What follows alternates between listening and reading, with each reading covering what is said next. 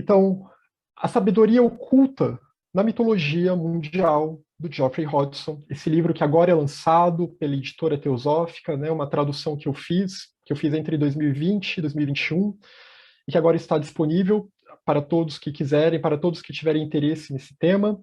Meu nome é Bruno Carlucci, eu sou o tradutor da obra, sou estudante de teosofia, estudante de budismo, principalmente de budismo, mas respeito muito a obra do Geoffrey Hodgson, que é mais ligado ao esoterismo ocidental, e gosto muito, principalmente, dessa abordagem que ele tem em relação à mitologia. Porque antes de me interessar em budismo, eu me interessava muito por civilizações antigas, pelas tradições de mistérios antigas. Eu tinha muita curiosidade com o Egito Antigo, com os mistérios de Eleusis, com os celtas, os nórdicos. Então, foi muito bom ver esse olhar teosófico sobre essas tradições que, infelizmente, já se perderam.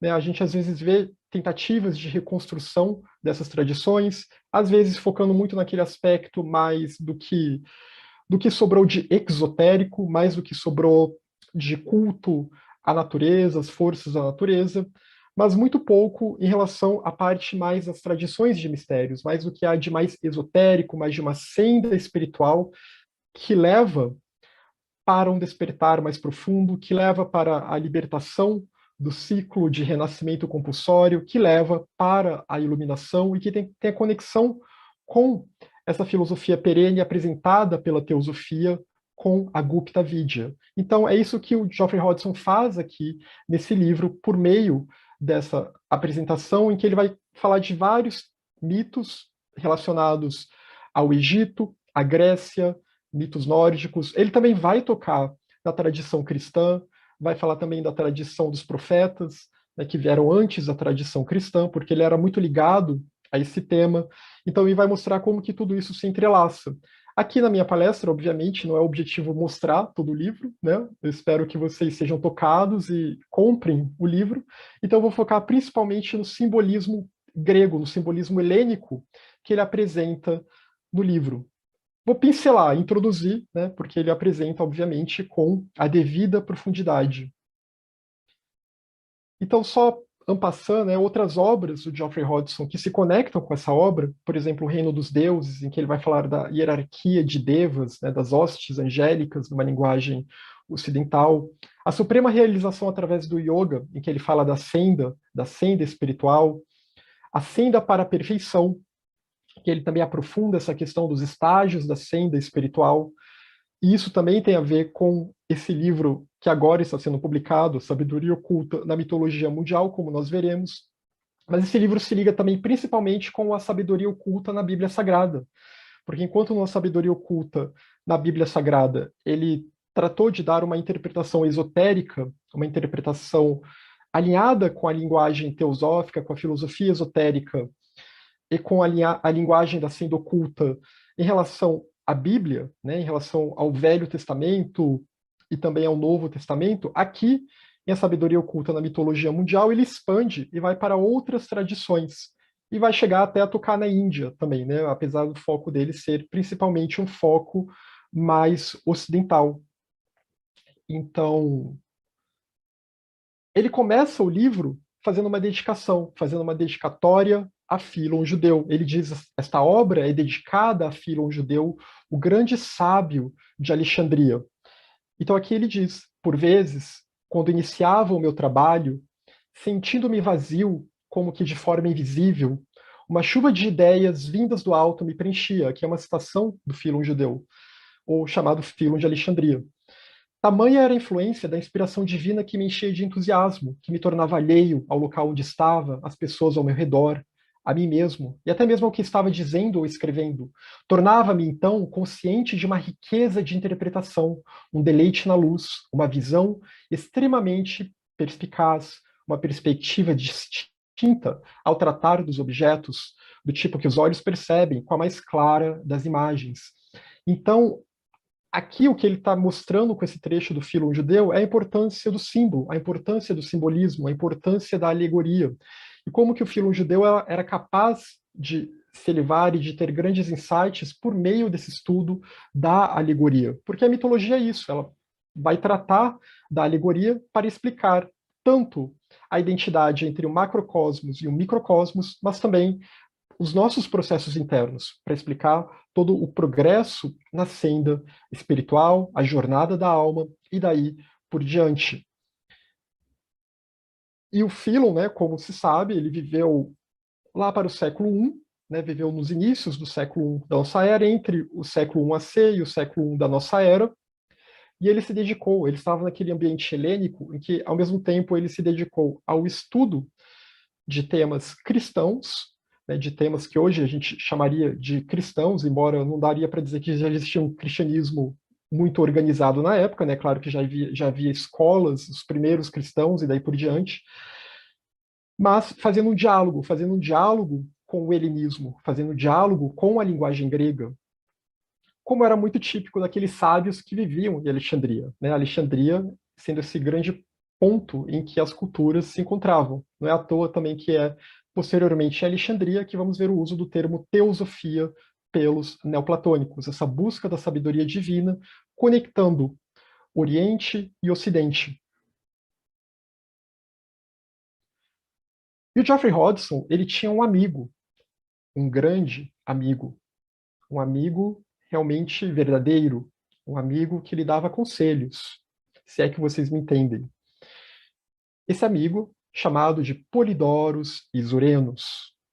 E no livro Luz do Santuário, que é o diário de Geoffrey Hodgson, que foi publicado somente após a sua morte, Geoffrey Hodgson mostra um pouco desses conselhos que esse amigo lhe dava. E um dos conselhos foi que escrevesse esse livro sobre mitologia. Ele aconselhou que escrevesse aquele livro sobre a Bíblia e que escrevesse também esse sobre as diferentes mitologias. E aqui ele fala, né, numa das anotações que Geoffrey Hodgson fez, de um dos conselhos que esse amigo, vamos chamá-lo aqui de PI, lhe deu. Portanto, os parágrafos de abertura do nosso livro sobre os mitos serão orientados para conduzir a esse estudo, mostrando ao leitor que nós não estamos meramente brincando com contos de fadas, mas, ao contrário, estamos penetrando profundamente e estudando a cosmogênese em todos os seus aspectos. Então, mostrando que os mitos, eles não se tratam simplesmente de meros contos de fadas, de mero folclore.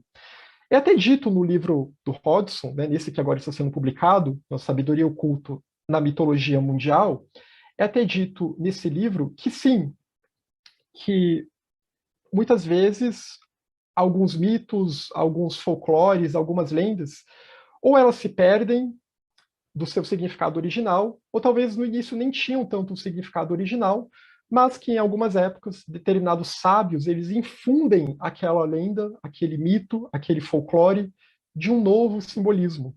Eles dão aquele novo simbolismo para ensinar aqueles que têm ouvidos para ouvir, aqueles que puderem compreender aquele novo significado que foi acrescentado. E, por outro lado, também, muitos dos mitos já vêm com aqueles significados ocultos desde o início, e, no entanto, eles se perdem. As chaves vão se perdendo. Né? A Blavatsky fala disso em Isis Sem Véu, como que obras que todo mundo lê, todo estudante de literatura lê, como a Ilíada, a Odisseia, né? Esses grandes clássicos da literatura ocidental, são livros que estão falando sobre a senda espiritual, são livros que estão falando sobre uma via iniciática, que estão ligados a uma via de mistérios, mas as chaves se perderam. Então hoje a gente pode até tentar pescar uma coisa aqui e ali, mas como essa tradição de mistérios helênicos já não está mais presente, né, essa tradição que vinha lá do Hesíodo, que vinha lá do Orfismo, dos mistérios órficos, e daí por diante, como essa tradição ela não existe mais enquanto uma tradição existente no mundo, a gente consegue apenas acessar ecos disso hoje em dia. E esse livro, o Hodgson, ele visa apresentar algum desses ecos, para que então a gente consiga nos aproximar dessa tradição olímpica dentro de outras tradições que ele também trata no livro, como a tradição egípcia, brevemente a tradição nórdica, para falar um pouco também da tradição indiana. Mas pensando aqui em termos de senda espiritual, o Geoffrey Hodgson ele apresenta essa citação logo no início, que seria algo também que um amigo sábio lhe teria dito. Olhe para dentro, aspire ao conhecimento da sua divindade oculta e à união com ela.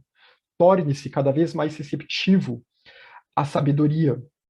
Então, buscar essa receptividade, olharmos para dentro, é uma forma de tentar entender esses mitos. E sempre disponível, né, esse conhecimento característico, essa sabedoria que está sempre disponível, porque ela faz parte do divino no interior de cada ser humano, da natureza divina no interior de cada pessoa, de cada ser. Então, ascenda ao Monte Olimpo, ascenda à morada mítica do divino, presente em cada um de nós. Então, buscar essa morada, buscar o que é o verdadeiro Olimpo, que a gente ouve bastante, né, que às vezes toma muito para o literal e achava que todos os gregos acreditavam somente naquela visão mais literal, de que havia uma montanha e naquela montanha habitavam deuses, mas que, na verdade, o Olimpo é essa terra da luz, é essa terra iluminada, ao qual todos nós podemos acessar se conseguirmos ter sucesso na senda do desenvolvimento espiritual, essa senda mais acelerada, né, que é a senda oculta, que é a teosofia colocada na prática, como a Blavatsky explica em Ocultismo Prático. Né, a teosofia como o campo, não vou dizer teórico, né, mas como o início para aqueles que quiserem se aprofundar nesse caminho e colocá-la ela totalmente em prática, 24 horas por dia, viver teosoficamente é buscar adentrar, então, a senda oculta. E lá, no Olimpo, encontre a filha favorita de Zeus, a toda sábia, Atena, Prômarcos e Pártenos, que a protegerá e o guiará, o Perseu que você é, para a decapitação do poder interior e mais perigoso, personificado pela Medusa e sua cabeça serpentina. Então, guiados pela sabedoria divina, e a palavra Atena, ela pode ser entendida nesse sentido como uma mente divina, essa mente divina que emerge de Zeus, que emerge do Logos, que emerge da vontade divina, se nós nos guiarmos por essa sabedoria que está dentro de nós, que não é uma sabedoria meramente intelectual, é uma sabedoria intuitiva, é a luz de Budi ou de Atma Budi presente em nós, então nós seremos capazes de vencer a Medusa, que, é claro, numa linguagem teosófica, pode ser associada ao quaternário inferior, pode ser relacionada a camas dentro de nós, ao princípio kama, ao princípio do desejo pelas coisas terrenas, pelas experiências sensórias, e como que esse desejo nos petrifica, assim como a medusa nos petrifica também. Então, cabe a nós degolarmos a medusa, cabe a nós arrancarmos a cabeça dessa hidra, né? Podemos comparar com a hidra também nos 12 trabalhos de Hércules, que tenta nos escravizar e que tenta nos controlar. Vou falar mais um pouquinho de Perseu e da Medusa mais adiante, que é um ponto que o Geoffrey Hodgson toca bastante nesse livro. Coloque em teus ombros as asas inventadas, construídas e usadas por Dédalo com sucesso, de onde poderá voar do aprisionamento por Minos no labirinto, a mente puramente mundana e argumentativa, rumo aos céus acima, a percepção espiritual, a Olímpia espiritual. Então, colocar nos ombros essas asas que são construídas pelo esforço, né? Como Dédalo constrói essas asas para conseguir se libertar do labirinto do Minotauro. O que é esse labirinto do Minotauro, né? A nossa vida aqui, a gente pode pensar nela como labirinto do Minotauro. A alma que está presa no mundo material e não consegue ter autonomia sobre o processo de renascimento ou de reencarnação, como vocês preferirem chamar o samsara, ele é esse grande labirinto do Minotauro. Teseu consegue escapar desse labirinto quando ele é guiado pelo fio de discernimento, pelo fio de Ariadne. E aqui também, Ícaro e Dédalo também tentam escapar desse labirinto, construindo essas asas, se esforçando no caminho, construindo, digamos assim, uma veste de luz, asas iluminadas que vão ser capazes de fazer com que eles se elevem para além desse labirinto. E isso requer percepção espiritual. E assim eles alcançarão o Olimpo, conseguirão voar, simbolicamente, claro, ao Olimpo.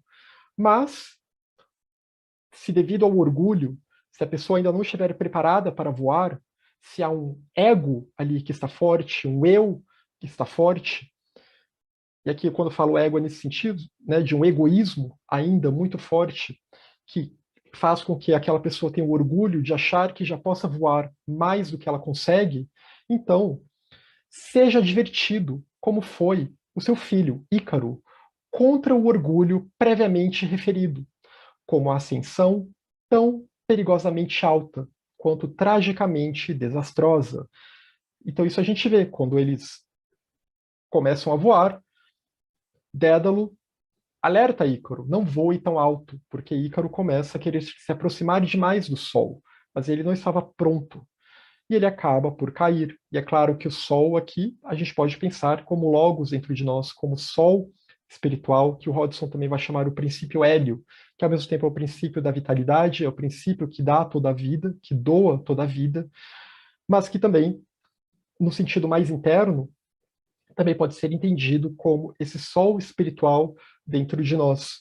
E se nós ainda não estivermos preparados para nos aproximarmos desse sol, se não estivermos devidamente purificados, libertos das ambições, do egoísmo, do apego às experiências sensoriais, de tudo aquilo que reforça a nossa personalidade passageira, então a queda pode acontecer se nós quisermos dar um passo maior do que a perna. Muito como diz a voz do silêncio, né? Se não pode ser um Sol, ser então um humilde planeta. Então é muito nesse sentido que o Hodgson também explica esse mito sobre a queda de Ícaro, né? Essa relação entre Dédalo e Ícaro. Ícaro queria ser um Sol quando ainda não estava preparado, enquanto Dédalo sabia a posição em que ele estava, e por isso ele não agiu impulsivamente de tentar ir além no caminho, porque isso aí tem a ver com o discernimento que a gente tem que ter no nosso caminhar espiritual.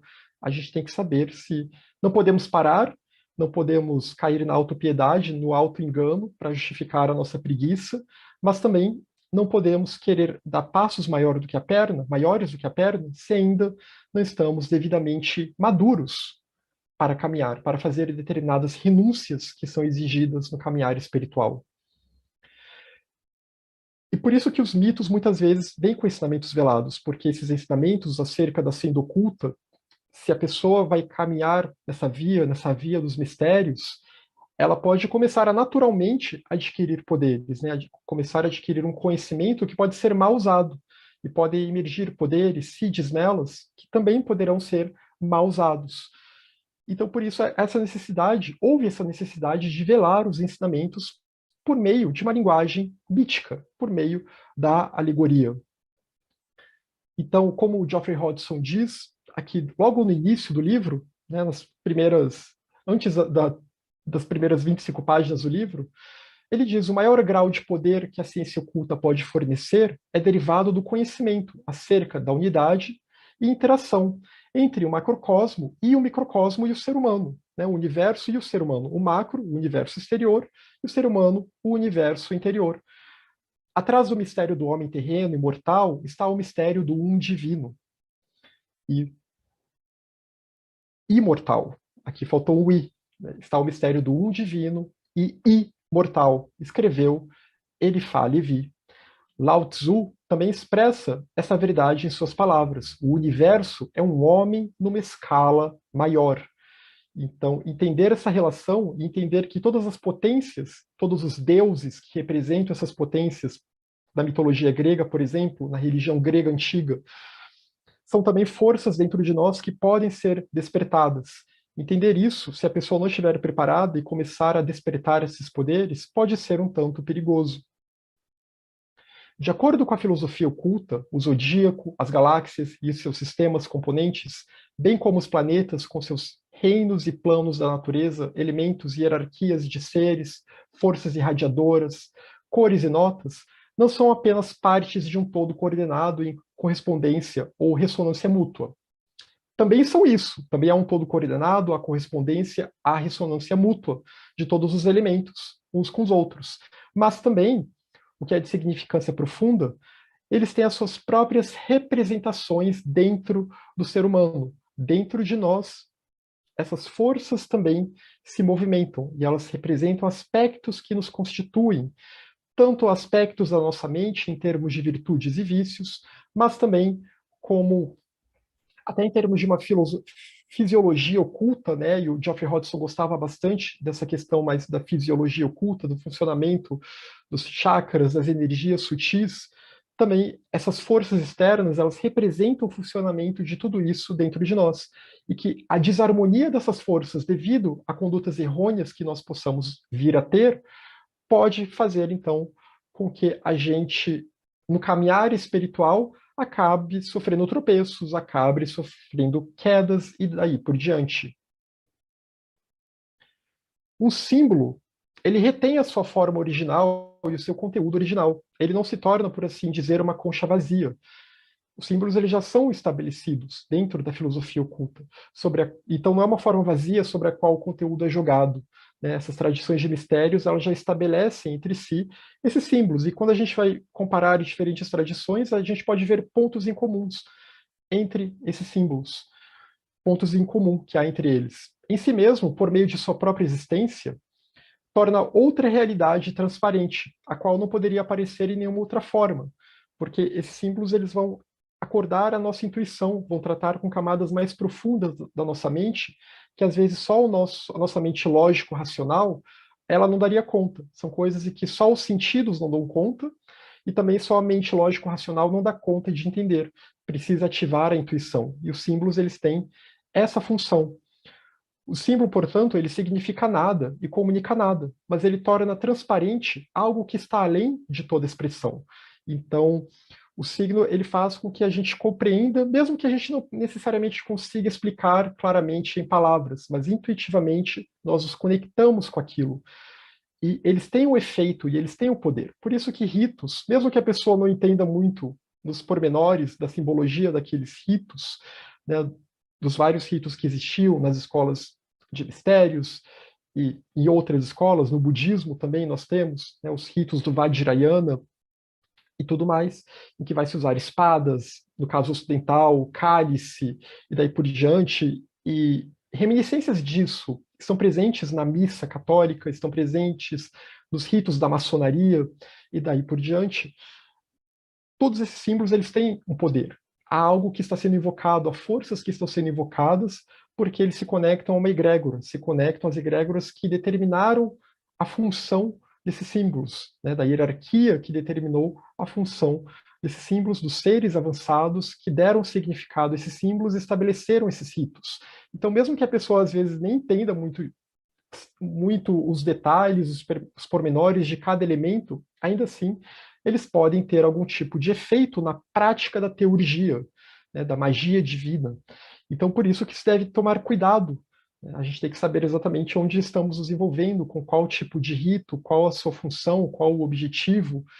Tentar entender mais ou menos, mesmo que intuitivamente, essa simbologia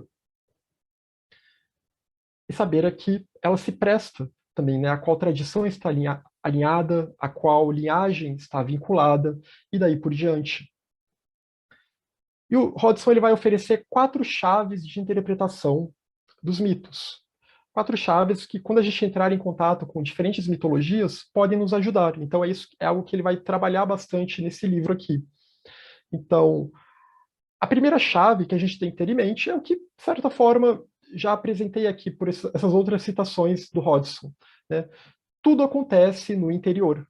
O processo normal e a senda do desenvolvimento acelerado, elas estão apresentadas nesses mitos. Então, os mitos eles podem tratar da cosmogênese, podem tratar de questões da natureza, podem tratar até do processo normal do ser humano, da psique humana. Não é à toa que a psicanálise, por exemplo, ela vai beber bastante dos mitos, mesmo a psicanálise do Freud, né, vai falar do Édipo e daí por diante, que não é algo, não está falando de uma senda espiritual, né, mas ainda assim está bebendo dos mitos porque ele viu que tinha algo que dizia respeito ao processo normal do ser humano, né, à psique humana no seu dia a dia, enquanto também pode se referir a algo mais interno, a algo mais profundo, né, que aí o Jung também vai trabalhar bastante com a questão dos mitos, com a questão dos símbolos e dos arquétipos que se apresentam nos mitos, também do ponto de vista tanto do nosso funcionamento psicológico normal, habitual, do nosso desenvolvimento ao longo de uma vida normal,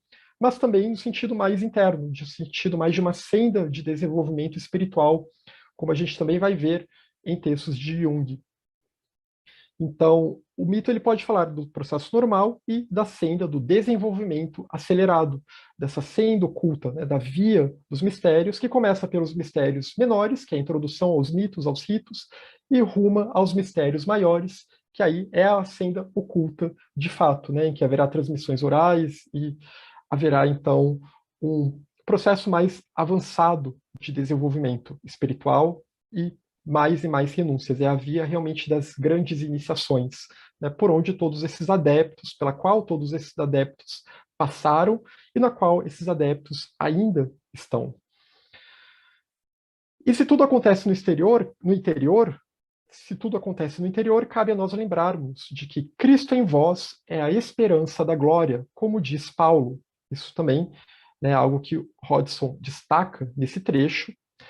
E pensar em Cristo no interior da alma, pensar que Cristo não é um Salvador externo, mas que é o nosso Salvador interno, essa luz interna que está dentro de nós, como a rosa que brota da cruz, a rosa que desabrocha no seio da cruz, por meio dessa harmonia, quando nós geramos a harmonia espiritual em nós, a harmonia entre a nossa natureza material, né, o horizontal e o vertical, o espiritual, então essa cruz pode desabrochar em toda a sua plenitude, mas a sua semente já está lá, né, a semente crística, o Christus, a natureza Christus, ou no budismo a natureza Buda, ela já está presente dentro de nós, né? O Atman, numa linguagem vedantina, o Atman presente dentro de nós, e lembrar que isso está no interior. E cabe aos mitos tentarem nos lembrar, nos aproximar disso.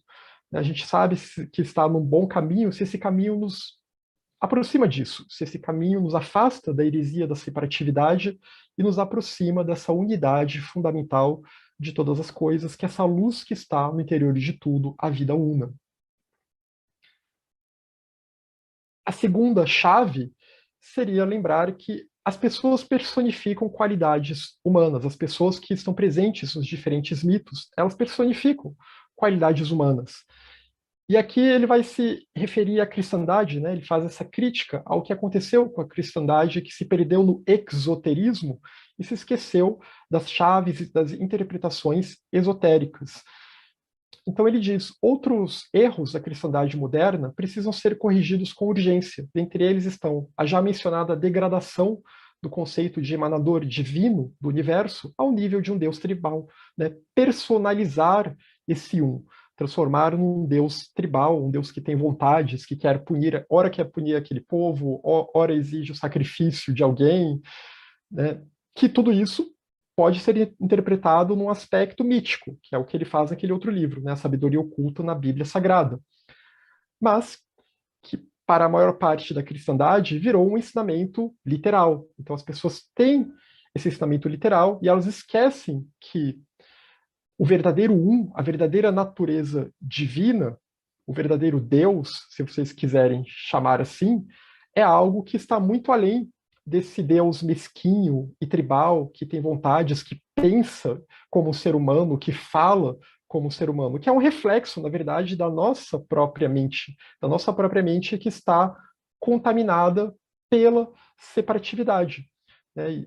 Ele não chega a falar tanto dos gnósticos, né, mas os gnósticos antigos sabiam disso muito bem, apresentando esse mito de uma outra forma. Né, esse Deus que se julga o único como sendo um reflexo do nosso eu, personalidade, que se julga único e melhor do que os outros. Então, houve essa corrupção do conceito do divino, né, e essa confiança no poder redentor externo, ao invés de interno. Lembrar que, na verdade, a libertação ela depende de nós mesmos e que o poder divino ele está dentro de nós. A gente não precisa rezar para um Deus externo. A gente tem que tentar levar a nossa mente para aquilo que já está dentro de nós. Não há algo externo que possa nos salvar. Somente nós podemos nos salvar de nós mesmos. E a construção de um vasto, ainda que em mudança, edifício teológico fundado sobre dogmas, algum dos quais baseados numa leitura literal das Escrituras. Então aqui o Hodgson ele vai criticar essa leitura literal das Escrituras e os dogmas que surgiram a partir daí, que na verdade mais causam confusão e desencaminham as pessoas do que as colocam no caminho rumo a essa senda oculta, a senda do desenvolvimento espiritual acelerado. A terceira chave, as histórias dramatizam fases da evolução humana. Então, pensar que todas essas histórias, elas têm, que a gente vê nos mitos, né, das lendas sobre Krishna, Buda, Jesus e daí por diante, elas, na verdade, representam fases dos estágios da senda espiritual, né, desde os estágios iniciais até as fases mais intermediárias, até que se chegue à Terra Prometida, aqui no sentido simbólico, que é se chegar à iluminação, se chegar à libertação do samsara, se chegar ao nirvana, alcançar o nirvana.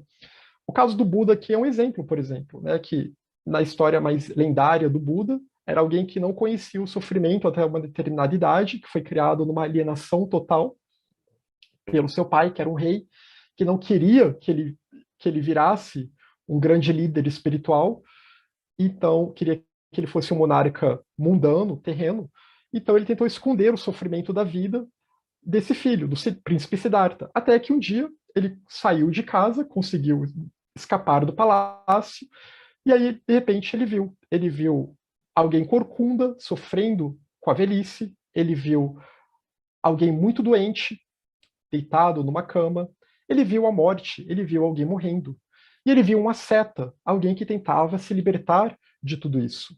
Então, a partir dessas quatro coisas que ele viu, ele começou a refletir, começou a ter consciência de que será que vale a pena ficar nesse ciclo de nascimento, adoecimento, envelhecimento e morte sem parar? Ou será que há como se libertar desse ciclo? Será que há uma outra forma de viver? Então, aqui, esse é um mito que representa, não é algo que a gente precisa pensar que o Buda realmente era alguém ingênuo a ponto de achar que ninguém morria. Né? Afinal, para alguém nascer naquela vida e se tornar um Buda, já era alguém que vinha caminhando na senda espiritual há muito tempo, já que o estado de Buda é o ápice da senda.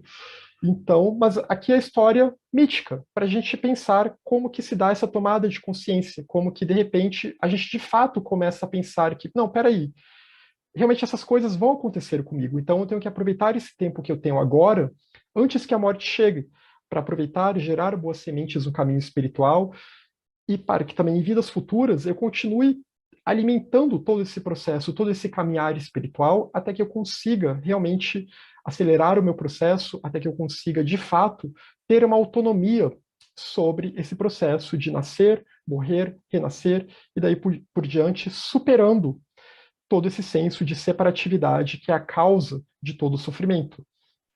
E o quarto ponto é o simbolismo da linguagem.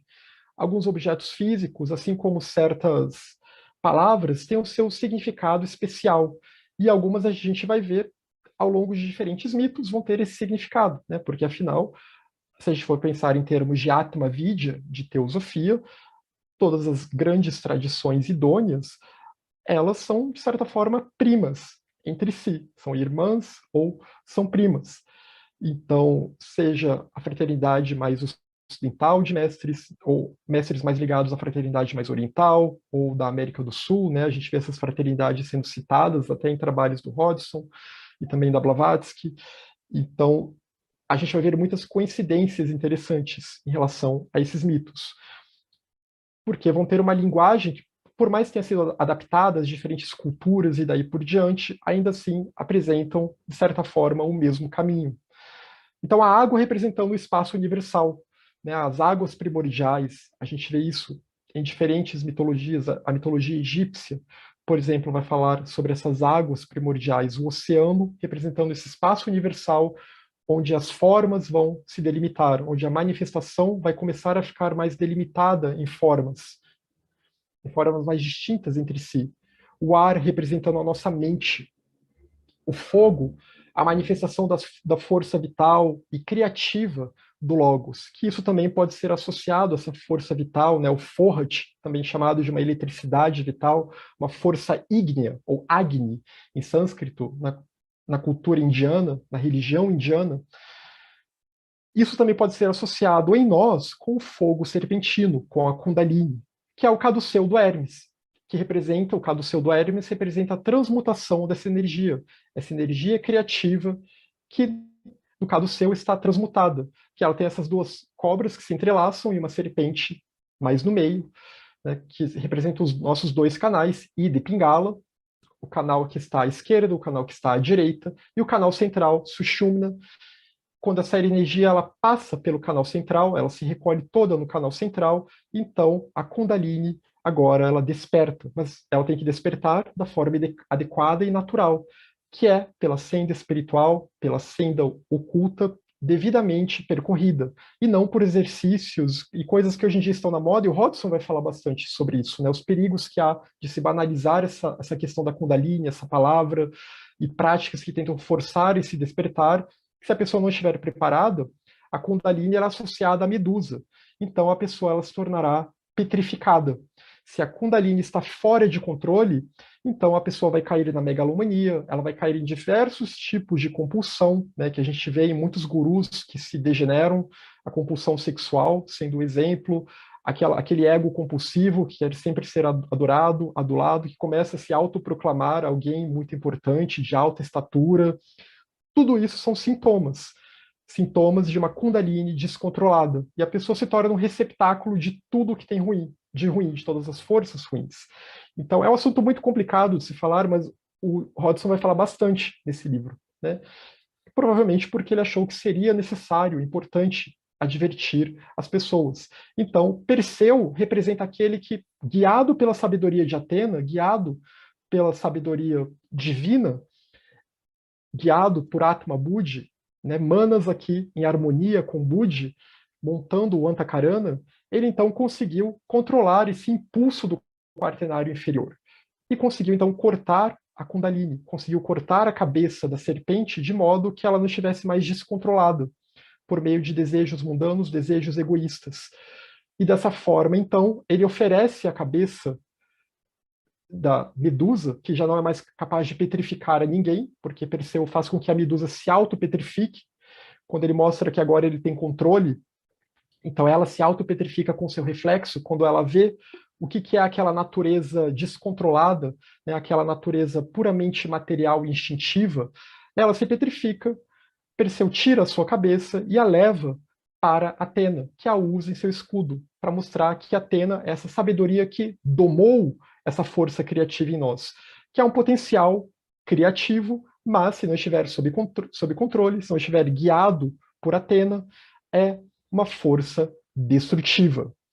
E somente então um processo longo, gradual de purificação e de renúncia ao ego, de desenvolvimento da compaixão, pode de fato levar, né, quando nós vencemos todos os nossos vícios, de fato, a nossa personalidade de fato, é que essa força ela pode despertar naturalmente. Tanto que vocês veem que nenhuma carta dos Mahatmas, nem no diário do Hodgson, nem nenhum texto teosófico se estimula exercícios ou práticas para forçar o despertar da Kundalini. O que se deve estimular é o desenvolvimento das virtudes e a purificação e o esvaziamento do senso de um eu separado. E o exercício da sabedoria, da meditação, da reflexão e daí por diante. E já estou quase terminando aqui.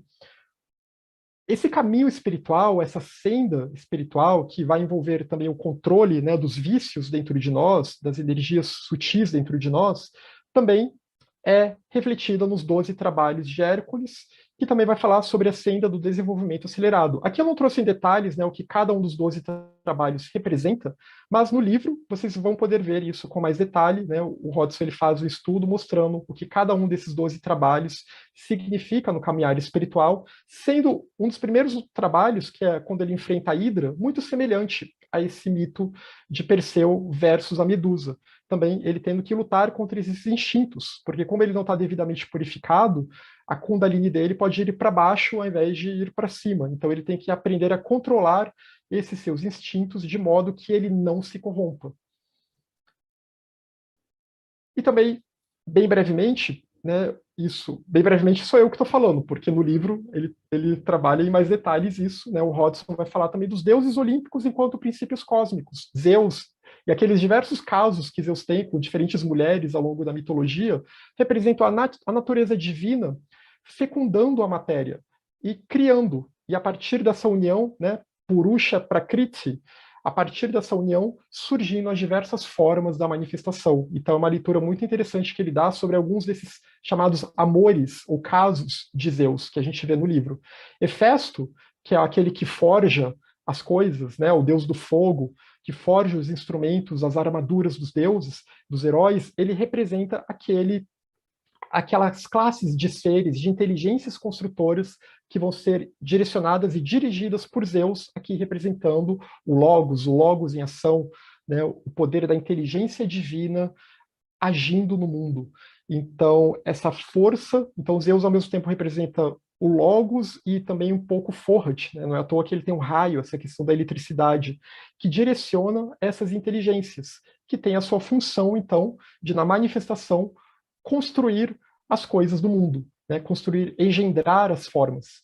E Hélio, sendo o princípio, também pode ser interpretado no seu sentido mais profundo como Logos, a vida universal, mas também como aquele sol espiritual que é refletido, como diz a doutrina secreta, no sol físico, que é que com a sua carruagem está sempre infundindo tudo de vida por onde ele passa, e há todo um simbolismo em relação à carruagem também de Hélio, que também é explicada no livro do Hodgson, como nós vemos aqui, né, um símbolo da carruagem, e isso também é explicado em mais detalhes no livro do Hodgson. E também Hodgson vai falar brevemente sobre o resgate de Prometeu por Hércules. Há uma outra versão do mito de Prometeu, em que após roubar o fogo dos deuses e após estar aprisionado, ele teria sido resgatado por Hércules, porque Hércules, na sua jornada heróica, ele resgata Prometeu. E aí, nesse mito, Prometeu representa muito a humanidade, né, que ganhou esse fogo, que ganhou essa centelha divina, mas a gente se confundiu e a gente acaba usando os nossos poderes de uma forma para satisfazer o nosso ego.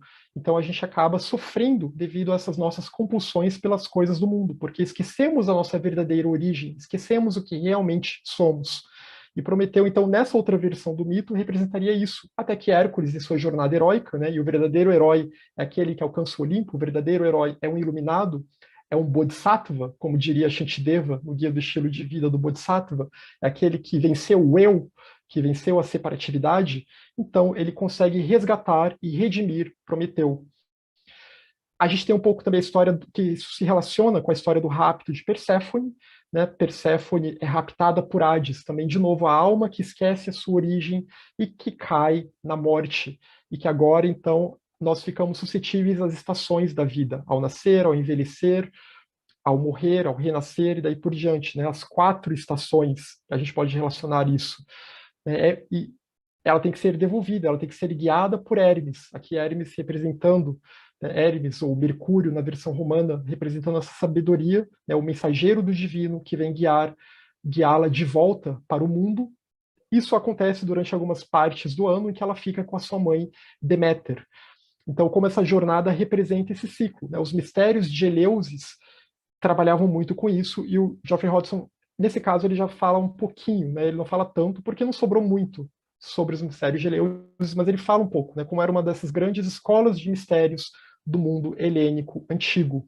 E como que grande parte desses mitos, agora para fechar, eles realmente estão falando disso, eles estão falando, ao mesmo tempo, nos ensinando sobre essa correspondência entre o macrocosmo e o microcosmo, falando da cosmogênese, mas também falando, como a doutrina secreta, né, tem a cosmogênese e a antropogênese, mas também falando da jornada, da nossa jornada interna, falando de como a humanidade chegou aonde chegou, em muitos casos, desses mitos, e também dando orientações, instruções para aqueles que conseguem perceber qual é a jornada que a alma deve empreender se ela quiser retornar à sua verdadeira casa, se ela quiser conseguir retornar ao Olimpo, ou acessar o Olimpo, e lá ficar, né? De fato, empreender a jornada do herói no seu sentido mais profundo. O verdadeiro herói é um adepto. E o verdadeiro herói, então, é aquele que abriu mão do eu, abriu mão da separatividade. É aquele que venceu a Medusa, que venceu o egoísmo guiado por Atena. Então, que todos nós possamos ler esse livro e que possamos nos inspirar por esses mitos, por muito do que o Hodgson traz, essas diferentes mitologias, e que possamos, então, nos sentir tocados e buscar essa jornada, que possamos ser como Perseu, que vence a Medusa por Atena, hoje e sempre. Então, muito obrigado, e o livro, como eu falei, já está disponível no site da editora Teosófica, A Sabedoria Oculta na Mitologia Mundial, de Geoffrey Hodgson. Muito obrigado.